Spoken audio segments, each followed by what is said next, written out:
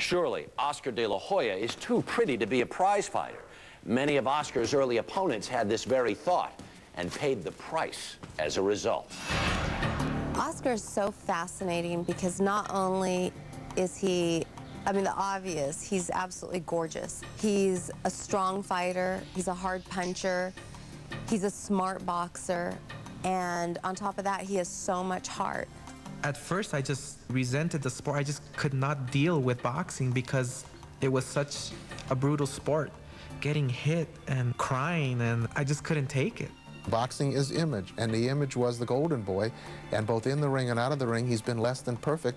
You got this guy who's tough, this champion of the world in a sport that's probably one of the most brutal sports there is. And for him to be crying, a grown man cry with the birth of his child, of his little boy, of his little girl, was incredible. He's fragile. He has fragility. I think the public sees him in the ring, the public sees him at his press conferences, the public sees the bravado, but the public doesn't see him sitting in a restaurant after he's just lost and looking bewildered and confused and inhuman. And he is. He's a great athlete. He's a 5-time world champ. He's won the gold medal. He's got every girl on the planet wanting to sleep with him, you know, and here he is, you know, he's a singer too. My God, I mean, it's impossible.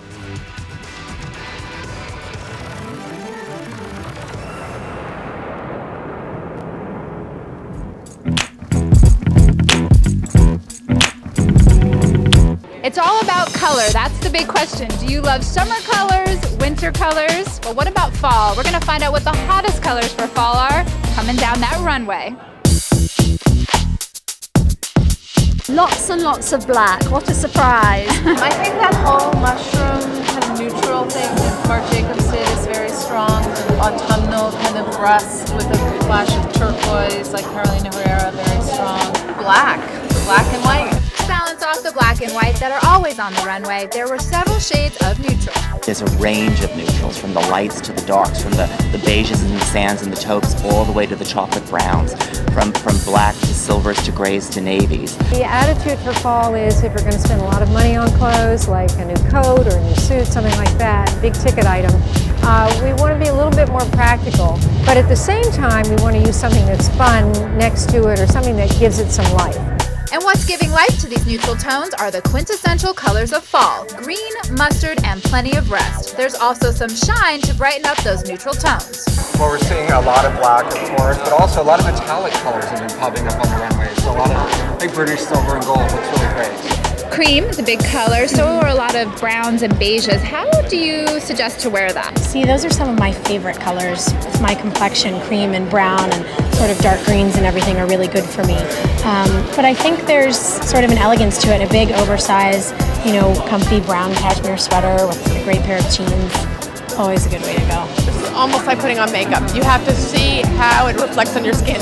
If you wear green and it has a little bit of gray in it, it might work for your skin, and if it has a little bit of blue in it, it might not. You have to hold it right up to your skin, look in the mirror, look in natural light the way you're buying foundation, and see, does it work on me? Because yellow and green are tough, and they can work, but they can also go so horribly wrong. So to recap the rainbow of colors for your fall wardrobe, classics from beige to gray and pops of green, yellow, and rust will get you back to nature.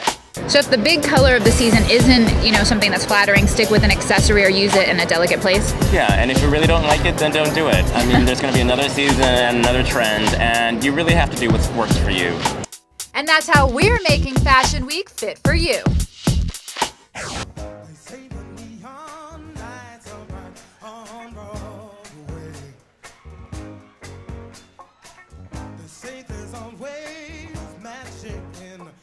Hi, welcome to Metro's Salute to Broadway.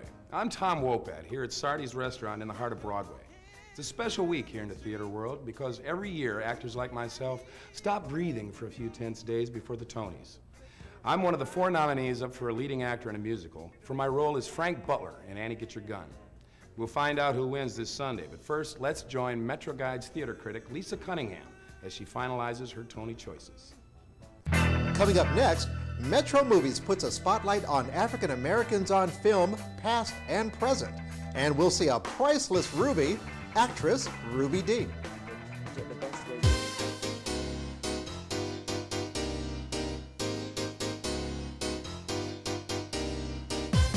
Hello and welcome to Metro Movies. I'm Bobbie Thomas outside the Studio Museum in Harlem. You'll see some of the artwork inside during this show. In the 1930s, director Busby Berkeley conceived and choreographed big-budget blackface musical numbers with offensive images. In the 1940s, the glamorous Lena Horne got mostly specialty numbers in MGM musicals that were cut out when the films played down south. Today, in the year 2000, African-American filmmakers are fighting for respect and work. In this half hour, we'll spotlight their contributions on film.